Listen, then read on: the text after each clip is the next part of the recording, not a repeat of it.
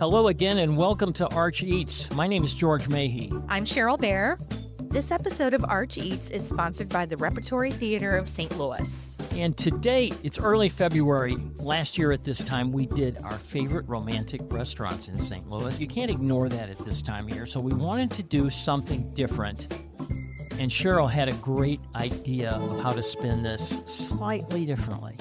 We're doing the sexiest restaurants in St. Louis. We are. We're setting the mood for you all for Valentine's Day. I think, and this is something we've talked about, there's a subtle difference in those. And I think there's kind of a vibe, a feel. Maybe you can't put your finger on it. You know it when you see it, though. And back when I worked for the RFT, we did the sexiest restaurants in St. Louis as a slideshow, and it just went crazy. So I feel like we got to give the people what they want, George. Absolutely. And we will end the segment with something very unsexy that restaurants do. Ooh. So hopefully we can sex them up a little bit. Yeah, exactly. But before we get to all that, it's what I can't stop thinking about this week. What I can't stop thinking about is the time I went to Zonti's Deli. I've been hearing about it for years. And let me tell you, it's a little bit of a hike for me. It's in South County, but oh my gosh, what a great place. Oh, great. It's this teeny tiny, narrow storefront. There's just a few tables. It's kind of humble on the inside, if you will. The ambiance is, a friend of mine would describe it as, we encourage takeout ambiance. But it's great. I had Very polite way of saying I had it. a nice meal, and there's 4 or 5 tables in there. But they roast all their own meats. Oh, wow. They get their bread from Pete's Italian Baking Company, which he's one of the Vitali guys. The owner, Matt Hines, makes his own giardiniera, and it's really good. I'd heard a lot about it. I'd heard it's the best sandwiches around, and let me tell you, it's not far off. I had a smoked chicken melt on grilled sourdough that had bacon jam, port wine cheese, and, of course, Provel, since we're in St. Louis. Oh, this sounds great. I'm a fan of bacon jam. I sent you a photo of that sandwich. Yes, you did. Yeah. Did it not look great? It looks stunning. The biggest seller there is the Zonti's Godfather that has grilled beef tenderloin and white barbecue with some Provel cheese, garlic bread. So, yes, they're known for their sandwiches. Then I looked up at the menu and I saw crab rangoon in a deli. I saw smoked buffalo chicken rangoon. And I said, what the heck is all this?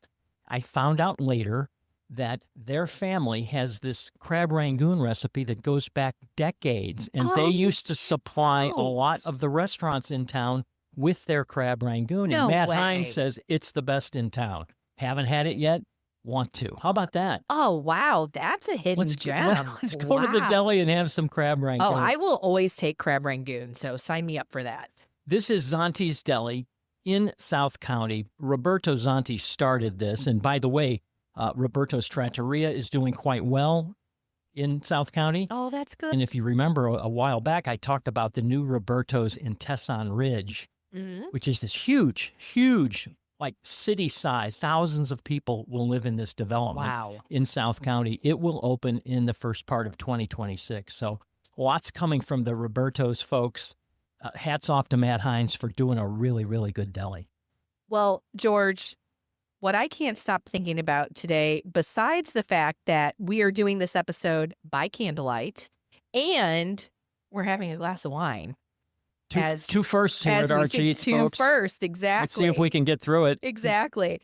I went to Noto the other night. Now, it's not breaking news to say that Noto is one of the best restaurants in St. Louis. Because it is. Because it is. Their pizza is, to me, the gold standard. I don't think you're going to get a better margarita pizza outside of Naples and probably even in Naples. I mean, it is a certified Neapolitan pizza. So it is exactly what you want when you want that form.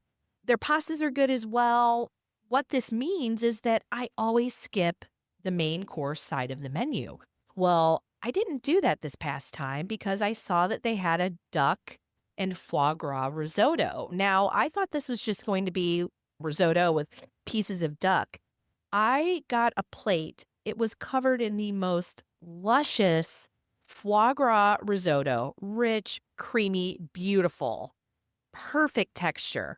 But it had a whole seared bone-in duck breast with it. What a bonus. It was unbelievable. The duck was cooked perfectly. You know, sometimes duck can get kind of dried out. Sometimes people don't crisp the skin well. This was flawless. Justin McMillan, who's the executive chef there, I mean, he's been in great kitchens. I think a lot of people really know him from his time at Sydney Street. He's a genius, and this duck is just a masterwork. I highly recommend. Obviously, you have to get the margarita maybe as a first course, and then get this as your second. You will not be disappointed. And speaking of pizza, I forgot to mention the pizza at Zanti's Deli. Of course, the deli has pizzas, right? Wow. Matt Hines, he could have gone any which way, does it St. Louis style, and I thought, surely he'll take the shortcut and use one of those manufactured Of course. crusts. No, he doesn't do that. He rolls out the dough. Oh, wow. He tosses the dough. So it's a very specialized pizza at a place you wouldn't expect anything like that. Wow, that Another sounds feather in the cap of Zanti's Deli. What a great place. We'll be right back. The Rep presents Lynn Nottage's Clydes, a 5-time Tony Award-nominated play. Set in a truck stop sandwich shop, Clydes follows formerly incarcerated kitchen workers on their quest for redemption and the perfect sandwich. With humor and heart, this powerful story showcases that sometimes a hero isn't just a great sandwich. Don't miss this unforgettable production at The Rep, February 5th through March 2nd. For tickets, visit repstl.org and follow them on Facebook and Instagram at repstl for the latest updates. And now, back to the show. George, when you and I were putting this together, we were trying to figure out, okay, what constitutes that? There is a fine line between romantic and sexy, and we came up with some parameters. What were some? I made a list, and you know, and I don't think we compared notes. Let me tell you what was on my list. At the top of it is low lighting. Yes. Maybe the most important facet Yes. is low lighting. Upholstery as opposed to wood or metal, right? Mm-hmm. Love seats. Yes. Gotta have a love seat. You have in to, a so you sexy can restaurant. snuggle next to each other. Booths or banquettes, which allow same-side seating. You hear a lot of stuff about people that sit on the same side, but it can be pretty sexy. Mm-hmm. And dark velvet curtains. How about that? Dark velvet's always good. Fuzzy wallpaper. In general, places where you can snuggle and canoodle. Yes. How's that? I would totally That's my agree. list. I think your list is great. I don't think mine is far from it. I agree with you that the fabrics, the layers of texture are on there. So you have textured wallpaper, you have really warm fabric upholstered banquettes, you have curtains, maybe it's velvets, maybe it's silks.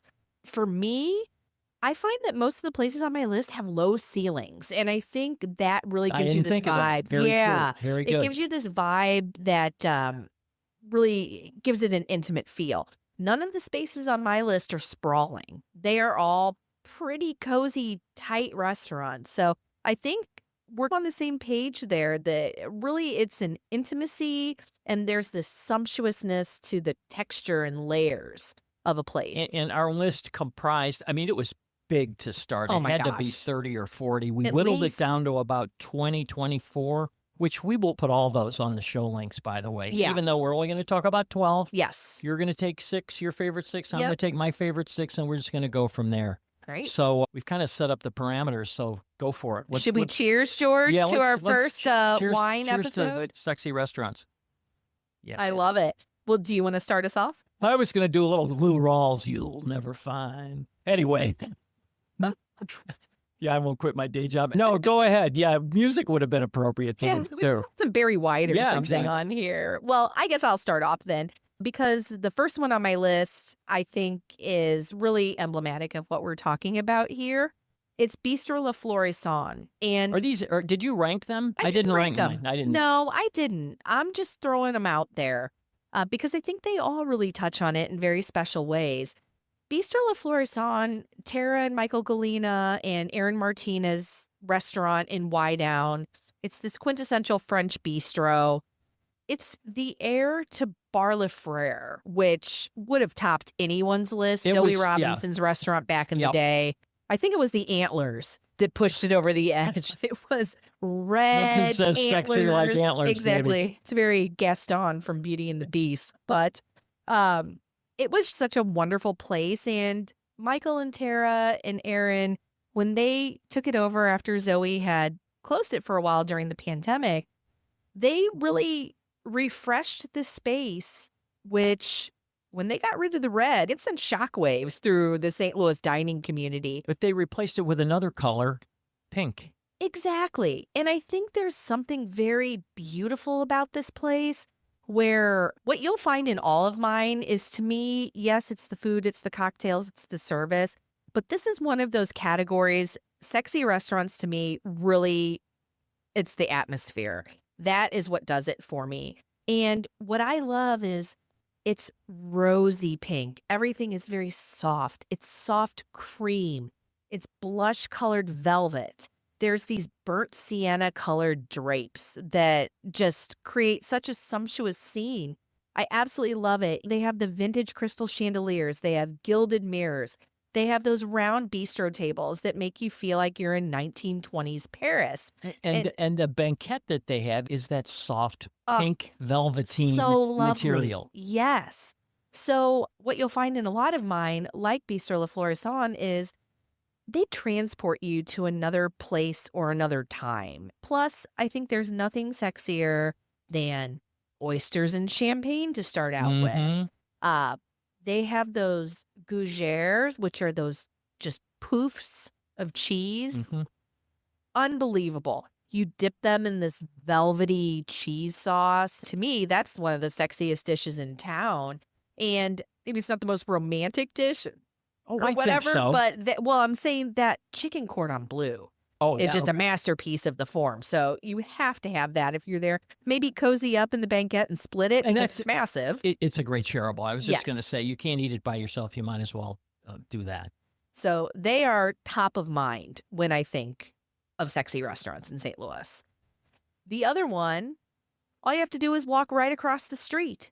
You're going to Bar Moro, Ben Paremba's restaurant. And again, this transportive experience, to me, that's what Ben does best. Obviously, he's an excellent chef. He's top of his game when it comes to food, the kitchen, all of that. But I think what's so fun is every one of his restaurants, he's creating a scene. He is telling you a story, and he's doing that so much through design. And what I think is so special about Bar Moro is you walk through those doors on Wydown, and you are on a side street in Madrid. I'm not talking like I just thought the main same drag. thing. Yes. For some reason, I it's went Madrid. with, I was Did you go with Seville? No, or Sevilla? I went with San Sebastian. Yeah, exactly. Another place known for its tapas. But that's exactly, it's very Yes. transportive. And when Yes. it opened, I remember saying to my wife, I said, this is the sexiest restaurant in town. And I didn't say romantic, I said sexy. It's got Absolutely. those black walls that are Black left on over. black. Everything is dark. And then what I love, I mean, to me, there's nothing sexier than a leg of ham sitting somewhere. It's like almost completely dark in there, except it's illuminated by candles. But then this leg of the Iberico ham sits on the bar, and it's just slightly illuminated. It almost looks like an art piece up there. I absolutely love it. I ended up there the night before they opened just to ask a question. I ended up sitting down for a 2.5-hour experience. Wow. One of the best I've ever had in Oh. the city. I just lucked out, and I got a really good taste of all the different items. And I think the listeners should know that this is one of those menus you might want to check out before you go, because there's some unfamiliar things on Sure. there, and you don't want to just be glassy-eyed when you get there. So I would peruse the menu ahead of time. There's a lot of sherries and vermouth that they use. You don't need to know those, but you need to know that some guy might want to pair this with that and that with this. And it's really a great experience. A lot of things happened there that night that I'll never forget. Just takes you to different tastes, different textures that I've never seen in this town. And I haven't forgot about it since, and I still go there all the time. It's such a lovely, lovely restaurant. So I've taken the first two. I'm curious what's on yours. Well, I'll see your Ben Paremba restaurant and raise you another one called Esca. Oh, of and we've course. talked about Esca innumerable times. We don't need to maybe belabor the point. But when you walk into Esca over in the Del Mar Maker District, you feel like you're in a different city. You feel like you might be in Chicago. It's got just different design elements. There's a big table in the middle of the restaurant that they use for service. There's two opposing love seats there, right in the middle of the restaurant. I love it. Where people wait and can hang out and can have a little It's almost like there's a focal point there, maybe that you don't see, and that's not usually the waiting areas, and the prep areas are on the side. No, they put this right in the middle of the restaurant, and it works. They've got those warehouse lights hanging with those filament bulbs that just glow. Yeah. There's something to it, and that's what got me was the lighting. Yeah. And it's lights that you want to look at. Not sometimes lights, it's like, don't look at the light. Yeah. Carol You feel like you're Ann. being interrogated. Yeah, you feel like you're being interrogated. You're thinking poltergeist. I'm thinking we're in Guantanamo. Yeah, exactly. And that's a big part of that. Really, all of Ben's restaurant is his use of light there. So I just love that restaurant. Every single person I've sent to it loves it. Both the atmosphere and the food. Highly recommended. Sexy, romantic. It checks a lot of boxes. There's nothing sexier than butter service in a restaurant. Yep. And to me, Esca, out of anywhere on our list, it just screams date night. And we're talking about Spanish restaurants. Another one that leans that way is Idle Wolf. Oh, yes. Down in the 21Z Museum Hotel in downtown West. And I didn't think about this until you said it earlier. You walk in and there's this beautiful hotel with these huge, massive, tall ceilings. You walk into the bar and that ceiling is 2 or 3 stories tall. And it's very cool in its own way. And then you kind of go down this little hallway into this restaurant. Like where the heck, little hallway, like, where the heck are we going? Right. And you get in there and it's, again, the lights are low. There's a lot of booths. The ceiling, it's kind of like a cathedral ceiling that's been brought way down. And I didn't realize, I think that's what makes it so different is you feel very cozied into this space. Almost has a plaster, like a cave feel to it. You really feel like you're in the old country, maybe in some restaurant that's inside a cave or something. I don't know. No, it is. Let's just say it is a definite surprise restaurant when you walk into that room. One of their dishes that I would recommend sharing is their paella. It's their signature dish. And that's something that you can feed each other mouthfuls if you like. Oh, so sweet. Anyway, Idle Wolf, definitely one of the best restaurants in town. Certainly one of the best to come out of downtown West in a long time. And it doesn't hurt the sultry factor that it's in a hotel. That always adds a little element of mystery Exactly. to the scene. What else you got? So I love the Bellwether. I think the Bellwether absolutely belongs on this list. I find the room to be really romantic. I said the word sultry about the hotel earlier. Has that feel to it. I think it's the fabric. There's these gorgeous, thick, floor-to-ceiling drapes that kind of separate different sections of the restaurant. And I think it gives you these little intimate, cozy little pockets. The tables seem separated rather than this big room. And I think it's the lighting. They have those Moroccan-style chandeliers, and I don't know if there's something, this kind of North African vibe always to me just sets a really beautiful mood like that. Maybe it's like Casablanca or something. I'm having memories of that, but I don't know. I just love it. We always go on and on about their patio, and their patio, of course, it is one of the best patios in town. It's definitely a significant feature of this restaurant, but the interior is stunning. They also have that small room. Is it called the reference room? Yes. On the second floor. It's, lined with books, low ceiling again, dimly lit, cozy.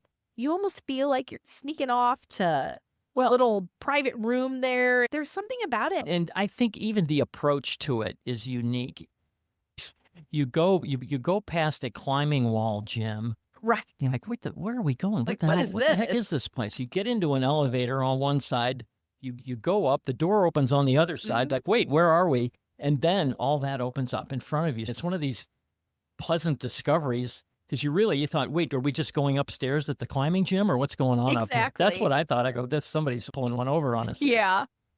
It's a great place. Plus, they're not an Italian restaurant by any stretch of the imagination, but they have some of the most innovative, creative pastas here in town. I would highly recommend going there, getting one of their pastas. They have one that has beef cheek. They have a great tuna mare. All their pastas are handmade. You're not going to get spaghetti bolognese there or some baked rigatoni or something like right. that. But think really chef-driven, creative pastas that are a canvas for really awesome dishes. And a great place for a sexy brunch, like you said, in that restaurant or out on that patio. Yes. It's really, really quite nice. So I'm going back to Why Down. And before I do, I have to say, I think it says something about our restaurateur emeritus at this point, Zoe Robinson. She was an icon and a foundational person in the St. Louis restaurant scene. She had Barley Frere, she had E. Fratellini, she had Billie Jean, Zoe's Pan Asian Cafe, you name it. She had a lot of great restaurants, but I think it says something that 3 of the restaurants that she created in their new forms under different people, all 3 of those are still on the are sexy on my list. Yeah. She kind of built the bones in some of these places, so I have to give her a shout out. That said, I'm going to Wright's Tavern. Now, kind of like with Noto, no one's going to be shocked that I'm telling you how much I love Wright's Tavern. And I think a lot of people would make the case maybe that Louis is the sexier place. It's probably a little darker. It has that moody floral wallpaper. And I would absolutely agree. Like Bar Moro, it has my big old piece of prosciutto di Parma, my leg of ham sitting in the background. That's on my sexy list. But I think, again, if I'm going for the transportive factor, that's what stands out to me about Wright's. Everyone I talk to who's trying to distill what they love about the feel of Wright's all says the same thing. They feel like they are in New York City. This is a New York restaurant through and through. I just love that. I've walked through the door. I've traveled somewhere. I love that the ceilings are low. This is a tiny space. The walls are dark. There's real candles. Real candles is another thing on this list. I understand why you want to use the electric ones, but you cannot sub. It's kind of like a gas fireplace cannot sub for a wood. A real candle is essential. And there's so much glassware in that place that it almost acts as a chandelier, that the candlelight is dancing off these glasses and it just casts this glow. That to me is a sexy restaurant. A big old slab of meat, medium rare, their crab cake. That's great. And if you are going on a first date with somebody who was able to get you into Wright's Tavern, get a reservation there. Ooh, man, that sure makes you look good. Your chances are pretty good. Have improved for a great evening. So I would put Wright's on there. And you were talking about candles, which I had forgotten about. So important. We're sitting here staring at 4 candles. Real candles, by the way. I'd forgotten all about it. But a place that's kind of in that same realm is Basso. Yeah. I'll throw fireplaces on the list, which we didn't have either. Yes. They have a fireplace, a real wood burning, not a gas log. Yeah. This burns real wood. And it's located in the Cheshire complex in the Rathskeller area. Gas lights flickering on the walls, booths all the way around pretty much. So if anybody wants a booth, they can probably have one there. I see a lot of side sitters, and I'll break a little bit of news. There's going to be another Basso coming to town shortly. It's coming to the Westport area. Oh, that's exciting. Basso at Westport. They're going to recreate pretty much the same vibe there. It's going to be a little touchy because 2 of the walls are glass, which they don't have in this Rathskeller situation, obviously. But they're going to have the gas lamps. They're going to have a fireplace of some sort. They're going to have that central rectangular bar. So they're going to try to recreate as much of this magic as they can. That group does great with design. I have high hopes for that. And I think the thing about it, too, is it's had its best year ever. And I said to the owner, why is that? And he said, I don't know. And all of a sudden, it's just caught on. I think it's the quality you get for the price on the menu. Yeah. Everything's very inexpensive there, in my opinion. And it's just a great place to snuggle in and feed each other some truffle fries or some blistered shishito peppers. Oh, that sounds delicious. That I've done either one of those. I know. We need to get some food to go with our wine next time if we're going to do this again. Basso. That's great. Another one of the OGs for sure is Bailey's Chocolate Bar. Oh, of course. And I mention it for a number of reasons. One, because if you remember, they kind of changed the format and they moved the whole program upstairs, which they have reversed, and now Bailey's is in its original space that marks 20 years of its existence. So it's all back on the first floor. So you walk in and you see that long tufted banquette with those really cool pillows. It's as cool and sexy as it can be. And you Yes. haven't even gotten into the restaurant yet.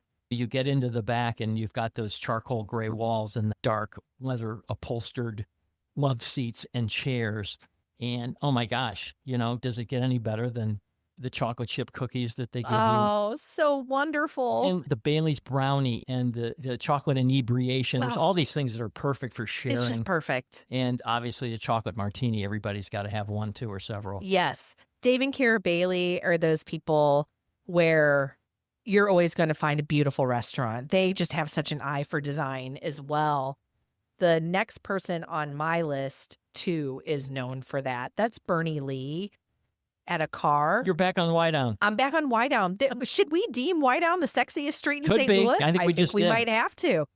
But Bernie Lee, he's such a brilliant chef. In my mind, I think he's one of the most underrated chefs in St. Louis.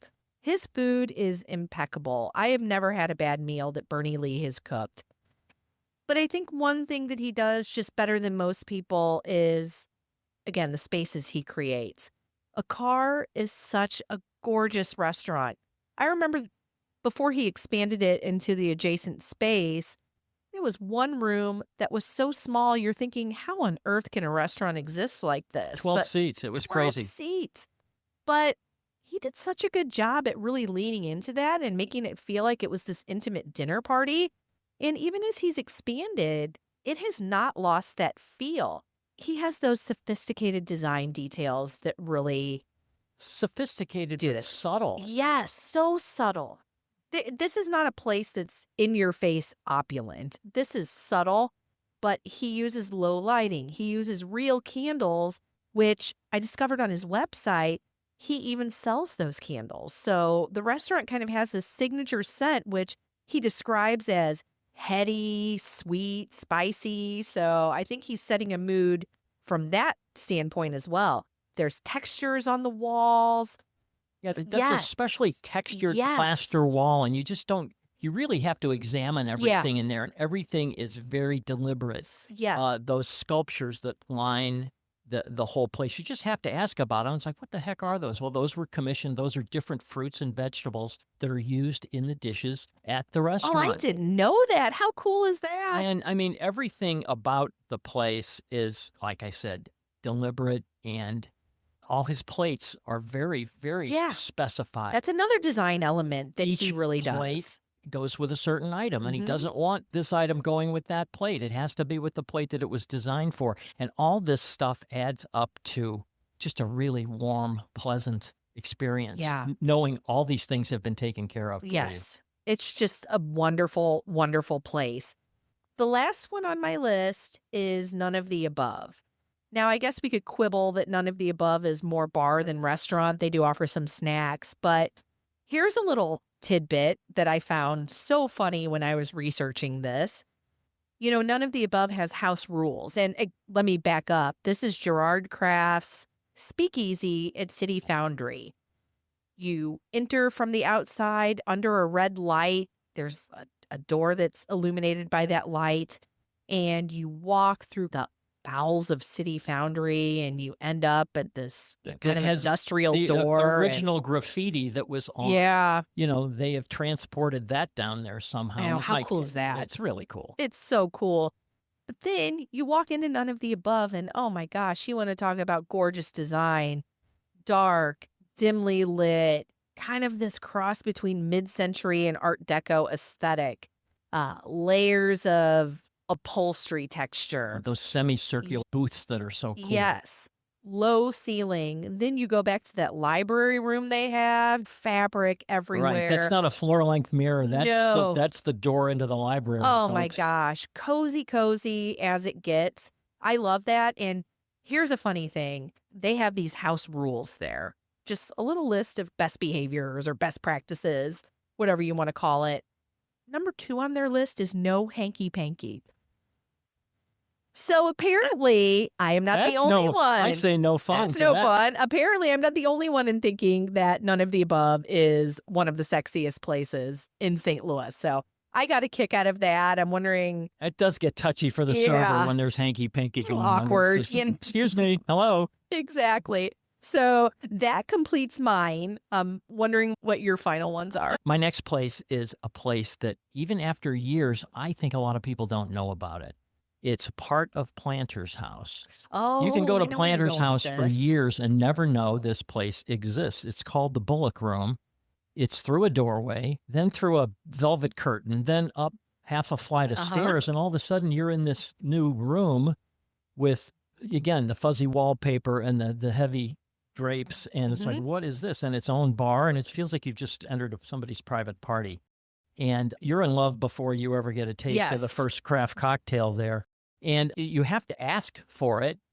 I don't think they will seat anybody there that doesn't ask for it. It's kind of this speakeasy type area of the Planters. It is this secret place. Yeah. And it's just got cozy written all over it. That clandestine vibe is something that I think also really evokes what we're getting at with this list. And another place that's somewhat similar is Brass Bar, which is kind of an adjunct to Brasserie. Yeah, you just went there and were saying it was wonderful. Yeah, it's right next door. It's the former Taste by Niche, which was about as dark a restaurant as you could. I remember not being able to see anything in there, which I kind of liked. Before my eyes went bad, I still couldn't see. This is Brasserie's next door neighbor.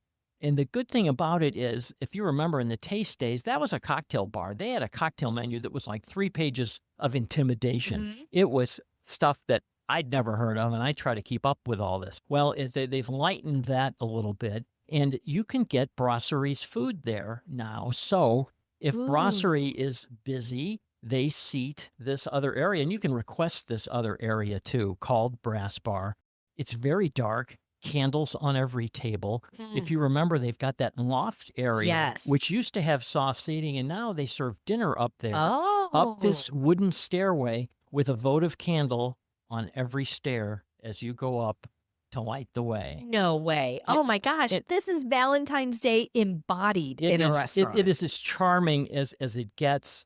And there's one table there that I just paid particular attention to. It's a little deuce in the window, all set off by itself.